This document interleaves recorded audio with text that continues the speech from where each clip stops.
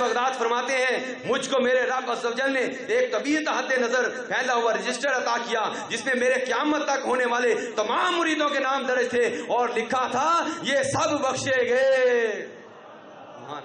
محبوب سبحانی رضی اللہ تعالیٰ فرماتے ہیں میں نے ایک مرتبہ دروغہ جہنم حضرت سیدنا مالک علیہ السلام سے پوچھا کیا تمہارے یہاں کوئی شخص میرے سلسلہ والوں میں سے بھی ہے؟ فرمایا جو کوئی آپ کے ساتھ نسبت رکھتا ہو اس کے رکھنے کا مجھے حکم ہی نہیں ہے۔ سبحان اللہ۔ غوث پاک رضی اللہ عنہ مزید فرماتے ہیں جو کوئی مصیبت میں مجھے پکارے مجھ سے مدد چاہے اس کی مصیبت کو اس سے دور فرماؤں گا اور جو کوئی میرا توسل کر کے اللہ عز و جل سے حاجت چاہے گا اس کی حاجت پوری ہوگی۔ ہماری لاج ہے کس کے ہاتھ؟ بغداد والے کے۔ مصیبت ٹال دینا کام کس کا؟ غوث اعظم کا۔ خدا کے فضل سے ہم پر ہے سایہ غوث اعظم کا، ہمیں دونوں جہاں میں ہے سہارا غوث اعظم کا۔ تو پیارے اسلام بھائیو، وہ سعادت مند ہیں اسلامی بھائی اور اسلامی بہنیں، وہ خوش نصیب ہیں جو کسی مرشد کامل کے دامن سے وابستہ ہو کر غوث پاک کے مریدوں میں شامل ہو۔ الحمدللہ عز و جل مجھے بھی اللہ تبارک و تعالی نے یہ سعادت عطا فرمائی ہے کہ میں شیخ طریقت، آفتاب قادریت، مہتاب رسویت، حامی سنت، قطع بدعت، عظیم البرکت، عظیم المرتبت، پروان شمع رسالت، اعلی حضرت عاشق اعلی حضرت امیر سنت، بانی دعوت اسلامی حضرت علامہ مولانا ابو بلال محمد الیاس ستار قادری دامت برکاتہ العالیہ کا مرید ہوں، اور آپ کی مریدی کی برکت سے الحمدللہ عز و جل مجھے غوث پاک رضی اللہ عنہ کی غلامی کا شرف بھی حاصل ہے۔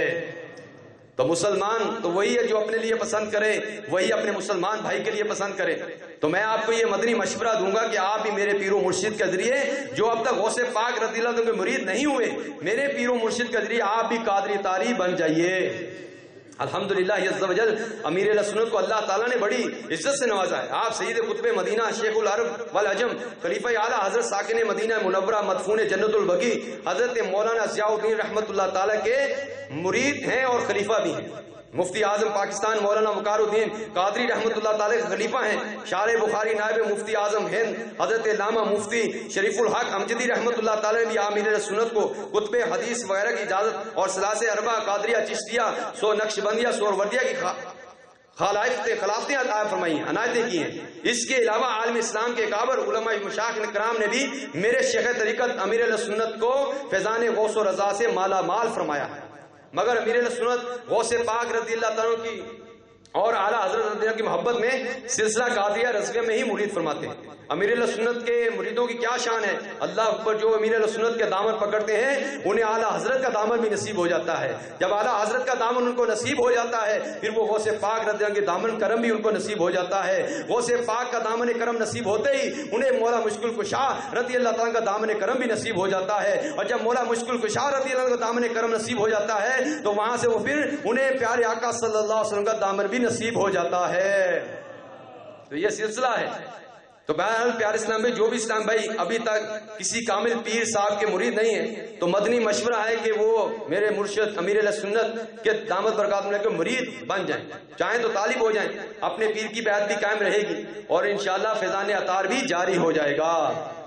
غوث اعظم سے ہمیں تو پیار ہے، دو جہاں میں اپنا بیڑا پار ہے انشاءاللہ۔ تو میٹھے میٹھے اسلام بھائیو، آپ نے ملاحظہ فرمایا کہ محبوب سبحانی، شہباز لامکانی، قطب روبانی، قندیل نورانی، غوث السمدانی، پیر لاسانی، شیخ ابو محمد عبد القادر جیلانی الحسنی والحسینی قدس سر ربانی کو اللہ تعالیٰ نے کس عرف و اعلیٰ شان و شوکت عطا فرمائی کہ بڑے بڑے اولیاء کی گردنیں آپ کے مبارک قدم کے سامنے جھک گئیں، آپ کے مبارک قدم کی ممبر بنی، آپ کے در کا کتا شیر کو بھی خطرے میں نہیں لاتا، آپ یک وقت 70 مریدوں کے ہاں افطار فرماتے ہیں، مدرسے میں ہی تشریف فرما کر ڈوبتے ہوئے جہاز کو کنارے لگا دیتے ہیں، چوروں کو ابدال بنا دیتے ہیں، مریدوں کے لیے بشارتیں سناتے ہیں۔ آپ وارث المصطفیٰ ہیں صلی اللہ تعالی وسلم، غوث الاولیاء ہیں، بے کسوں کے حاجت روا ہیں اور مشکل کشا ہیں، سلطان الوقت ہیں، محی الدین ہیں، غوث الثقلین ہیں، غوث اعظم امام متوں کا بنوں کا جلوہ شان قدرت پہ لاکھوں سلام، جس کی ممبر ہوئی گردن اولیاء اس قدم کی کرامت پہ لاکھوں سلام۔ تو میرے میٹھے اور پیارے اسلام بھائیوں، سرکار بغداد حضور غوث پاک رضی اللہ تعالیٰ نے یہ عرف و اعلیٰ مقام یوں ہی نہیں پا لیا، بلکہ آپ نے یہ عرف و اعلیٰ مقام حاصل کرنے کے لیے نفس و شیطان سے جان چھڑانے کے لیے سال ہا سال تک جد و جہد فرمائی، اللہ تعالیٰ کی رضا حاصل کرنے کے لیے 25 سال عراق شریف کے جنگلوں میں تنہا ریاستیں فرمائی۔ مگر پیارے اسلام بھائیوں، میرے اسلام بھائی، آج ہمارے پاس اپنے دین کے لیے وقت نہیں ہے۔ ہم غوث پاک کی سیرت دیکھتے ہیں تو آپ نے تنہا تہا جنگل میں 25 سال گزار دیے دین کی سر بلندی کے لیے، اللہ تعالیٰ کی رضا حاصل کرنے کے لیے۔ میرے پیارے اسلام بھائیوں، آج ہم اپنا بھی محاسبہ کرنا ہے کہ آج ہمارے پاس کتنا وقت ہے، ہم آپ دین کے لیے کتنا وقت دیتے ہیں۔ نمازوں کے لیے ہمارے پاس وقت نہیں ہے، نیکی کی دعوت دینے کے لیے ہمارے پاس وقت نہیں ہے۔ ہم کیسے غوث پاک کے عاشق ہیں، ارے کیسے غوث پاک کے دیوانے ہیں، ان کی 11ویں شریف کا سلسلہ تو بڑے شوق و جذبے کے ساتھ مناتے ہیں، مگر نیکی کے کام ہم سے نہیں ہوتے، نماز ہم سے نہیں پڑھی جاتی، نیکی کی دعوت ہم سے نہیں دی جاتی۔ میرے پیارے اسلام بھائیوں، آپ غور کیجئے، ہمارے بزرگان دین نے اسلام کی سر بلندی کے لیے ارے کتنی کتنی قربانیاں دی۔ آج غوث پاک رضی اللہ کا تذکرہ خیر سن رہے ہیں، ارے برکتیں حاصل کر رہے ہیں۔ ان کے تذکرے خیر سننے کی برکتیں یہ ہوں گی کہ آج سے پہلے جو بے نمازی تھا وہ آج یہ نیت کرے اس سنتوں بڑے اجتماع کی برکت سے کہ آج کے بعد انشاءاللہ میری کوئی نماز قضا نہیں ہوگی انشاءاللہ۔ تو میرے پیارے اسلام بھائیوں، بروز قیامت یہ صدا ہوگی۔ کہاں ہیں وہ لوگ جن کی کروٹیں خواب گاہوں سے جدا رہتی تھیں؟ کچھ لوگ کھڑے ہوں گے، تہجد پڑھنے والے ہوتے ہیں تھوڑے کچھ لوگ، وہ کھڑے ہوں گے اور بے حساب انہیں جنت میں داخل کر دیا جائے گا۔ ارے کیسی تہجد کی برکتیں ہیں۔ پھر بھی غوث پاک رضی اللہ عنہ کے چاہنے والے جنہوں نے 25 سال تنہا عراق شریف کے جنگلوں میں گزار دیے، لیکن مسلمان آج نمازوں کے لیے تیار نہیں ہے، ارے نیک بننے کے لیے تیار نہیں ہے، قربانی دینے کے لیے تیار نہیں ہے، اور نہ تلاوت، نہ نماز، نہ روزے، نہ دین کی خدمت، نہ ذکر و درود، کچھ بھی تو نہیں۔ افسوس، 100,000 افسوس، بے عملی کے سبب ہم ذلت اور رسوائی کے امی گھڑے میں تیزی کے ساتھ گرتے چلے جا رہے ہیں۔ اے میرے پیارے اسلام بھائیوں، آج ہمارے شب و روز صرف اور صرف دنیا کی ترقی کے لیے گویا وقف ہے۔ اگر کچھ دیر یہی حالت رہی تو آپ کے سامنے ہماری حالت ظاہر ہے۔ آج دین سے دوری کی وجہ سے پیارے اسلام بھائیوں کس طرح ہر مسلمان پریشان ہوتا چلا جا رہا ہے۔ باعث قوم کی پختہ خیالی نہ رہی، برکت طبعی نہ رہی، شعلہ مکالی نہ رہی، رہ گئی رسم ادا، روح بلالی نہ رہی، فلسفہ رہ گیا، تلقین غزالی نہ رہی، مسجدیں مرثیہ کہاں ہے کہ نمازی نہ رہے، یعنی وہ صاحب اوصاف حجازی نہ رہے، ہر کوئی مست میں ذوق تلے آسانی ہے۔ ارے کیسا بھائی تیرا انداز مسلمانی ہے، حیدری فقر ہے نہ دولت سمانی ہے، ارے تم کو کیا اشراف سے کیا نسبت روحانی ہے۔ وہ زمانے میں معزز تھے مسلمان ہو کر اور ہم خار ہوئے تارک قرآن ہو کر۔